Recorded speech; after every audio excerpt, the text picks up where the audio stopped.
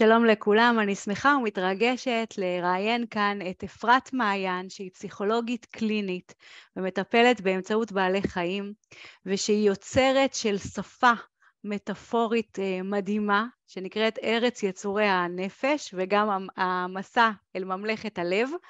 ואנחנו היום קצת נכיר את השפה הזאת שהופכת את השיח למאוד מאוד אפשרי ומומחש באופן הכי קל שאפשר עם ילדים, עם בני נוער וגם עם מבוגרים.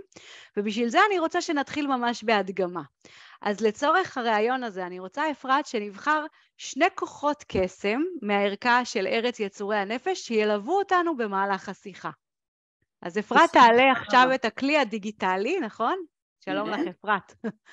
כן. בשמחה רבה, זה הכלי הדיגיטלי של ארץ יצורי הנפש, ונכנסנו ישר למשחק של קלפים הפוכים. ונגיד שבכלי הזה יש כוחות, נכון? יש לנו כוחות קסם ויש לנו שדונים. ולתור התחלה אנחנו מתחילים תמיד מהדברים הטובים. אנחנו נפתח ב2 כוחות קסם שילוו אותנו בשיחה. בואי תפתחי לנו. אולי תספרי לנו קצת עליהם. כן. וואו, קלף מספר 8, זו בחירה אקראית לחלוטין. הכוח להמציא וליצור הוא כוח נפלא.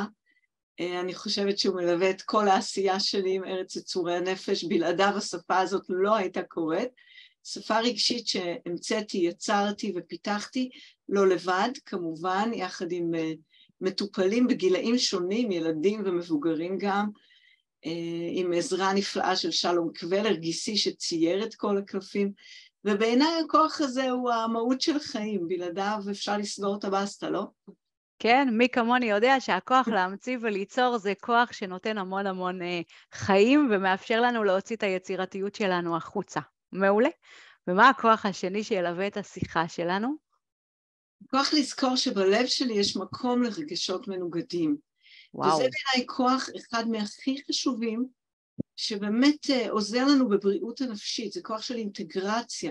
זו היכולת שלנו להכיל את הגם וגם, גם את העצב, גם את השמחה, גם את ההתרגשות, גם את הלחץ, נגיד מה שאני מרגישה עכשיו, קצת לחץ, הרבה התרגשות מהרעיון הזה, והיכולת להכיל את שני הדברים ולא להיכנס לקצוות של או זה, היא המקור או הבסיס לבריאות נפשית, וכמובן אולי גם לבריאות גם קולקטיבית של חברה, של מדינה, ולשם אנחנו שואפים בעולם ההתפתחותי, הרוחני והפסיכולוגי, להגיע למקום של יכולת הכלה של ניגודים. נכון. ותגידי לנו כמה מילים אז על כוחות הקסם האלה, שבעצם ראינו 2 מהם עכשיו. נכון. אז כוחות הקסם הם למעשה מייצגים את הכוחות הנפשיים שלנו, כוחות שעוזרים לנו בהתפתחות שלנו, כוחות שעוזרים לנו להתמודד עם מכשולים, עם קשיים,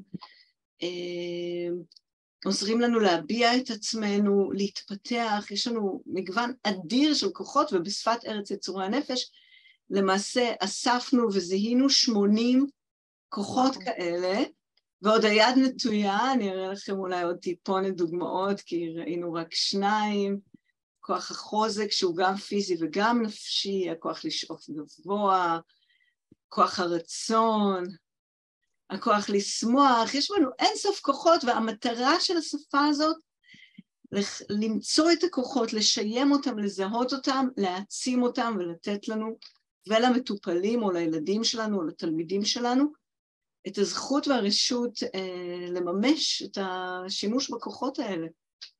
מקסים, אני יכולה להגיד שבתור NLPיסטית אנחנו עובדים הרבה על חיזוק משאבים, ואת החיזוק משאבים אנחנו עושים באמצעות כוחות הקסם של ארץ יצורי הנפש. אנחנו מתחילים מזה שכל אחד מוצא את הכוחות שבתוכו, וכשיש לי את הכוחות אני יכול להתמודד עכשיו עם הקושי, וזו שפה מדהימה. אני ארצה שנראה גם את השדונים. כן, כי ארץ יצורי הנפש לא עוסקת רק בכוחות, היא גם עוסקת בשאלה מה חוסם אותם. בדיוק. מה שחוסם אותם, אלו השדונים, נחזור חזרה שוב לקלפים ההפוכים, לדוגמה, אולי יש שדון שנרצה לעסוק בו, שדון, אין לי כוח. למה אנחנו צוחקות? בואי תסבירי. כי שתינו נשים שעושות המון המון ועובדות כל הזמן, ולפעמים השדון הזה מופיע. אני מודה שאני בדרך כלל מקטינה אותו, וזה מה שאנחנו לומדים לעשות. דרך השפה, לזהות את השדונים, לשיים אותם, אבל גם ללמוד איך להקטין אותם, או להתיידד איתם, להתגבר עליהם, לעורר כוחות שעוזרים לנו, כדי לא לתת לשדון לשלוט בנו. הנושא הזה של הניהול הפנימי והוויסות הרגשי הוא מאוד מאוד חשוב. ואם כבר דיברנו על שדונים, אז אולי אני אציג רגע את כל הקונספט הזה, שמדובר למעשה על היבטים, קולות פנימיים, מנגנוני הגנה למיניהם, תחושות שאנחנו מרגישים, והבעיה היא לא הם עצמם, אלא מה קורה כאשר הם נוטים לנהל אותנו.